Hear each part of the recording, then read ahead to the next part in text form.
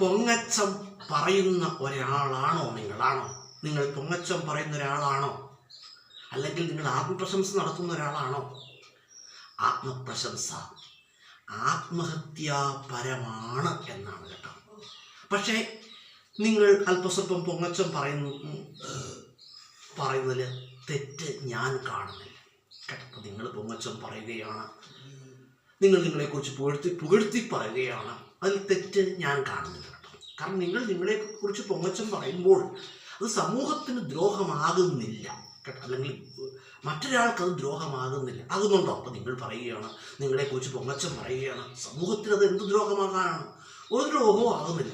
ഞാൻ മനസ്സിലാക്കിയെടുത്തോളം ഒരു ദ്രോഹവും ആകുന്നില്ല എന്ന് കരുതി പൊങ്ങച്ചം പറയുന്നതിനോടോ ആത്മപ്രശംസ നടത്തുന്നതിനോടോ ഞാൻ യോജിക്കുന്നുമില്ല കേട്ടോ. അത് വേറെ കാര്യം. ആത്മപ്രശംസ നടത്തുന്നതിനോട് എന്തില്ല, ഞാൻ യോജിക്കുന്നില്ല. പക്ഷേ ഇപ്പം നിങ്ങൾ അല്പം സ്വല്പം പൊങ്ങച്ചം പറഞ്ഞതിൽ അത് തെറ്റാണ് എന്ന് ഞാൻ പറയില്ല കേട്ടോ.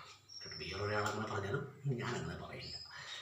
കാരണം നിങ്ങൾ പൊങ്ങച്ചം പറയുമ്പോൾ മറ്റൊരാൾക്ക് ദ്രോഹമായി മാറിക്കഴിഞ്ഞാൽ അതെന്താണ്? അത് മോശമാണ്. പക്ഷെ നിങ്ങൾ പൊങ്ങച്ചം പറയുമ്പോൾ മറ്റൊരാൾക്ക് എന്ത് ദ്രോഹമാകാനാണ്? എന്ത് ദ്രോഹമാകാനാണ്? ദ്രോഹമാകുന്നില്ല കേട്ടോ. മറ്റൊരാൾക്ക് ഉണ്ടാകുന്ന പ്രവൃത്തികൾ എന്ത് ചെയ്യാൻ പാടില്ല? ചെയ്യാൻ പാടില്ല. അല്ലെങ്കിൽ മറ്റുള്ളവർക്ക് ദ്രോഹമുണ്ടാകുന്നത് പ്രവർത്തിക്കാൻ പാടില്ല. അപ്പം നിങ്ങളല്പം സ്വല്പം പൊങ്ങച്ചം പറഞ്ഞതുകൊണ്ട് മറ്റൊരാൾക്ക് യാതൊരു ദ്രോഹവും ഉണ്ടാകുന്നില്ല. പക്ഷേ പൊങ്ങച്ചം പറയുമ്പോൾ ഉള്ളൊരു ഡ്രോബാക്ക് അത് ഞാൻ പറഞ്ഞുതരാം. നിങ്ങൾ പൊങ്ങച്ചം പറയുന്ന ഒരാളാണ് എങ്കിൽ കേൾക്കുന്ന ഒരാൾക്ക് എന്തുണ്ടാകും? ഇറിറ്റേഷൻ ഉണ്ടാകും. എന്താ അതിൻ്റെ മലയാളം എന്തെന്ന് അറിയാമോ? ഇറിറ്റേഷൻ അതിൻ്റെ മലയാളം എന്തോ? അതിൻ്റെ കറക്റ്റ് മലയാളം എന്ന് പറഞ്ഞാൽ അരോചകത്വം എന്നാണ്. അരോചകത്വം. കേൾക്കുന്ന ആൾക്ക് അരോചകത്വം ഉണ്ടാവും, അല്ലെങ്കിൽ ഇറിറ്റേഷൻ ഉണ്ടാവും. അത് മാത്രമല്ല, നിങ്ങൾ പൊങ്ങച്ചം പറയുന്ന ഒരാളാണ് എങ്കിൽ നിങ്ങൾ വെറുക്കപ്പെടാനുള്ളൊരു സാധ്യത കൂടുതലാണ് കേട്ടോ.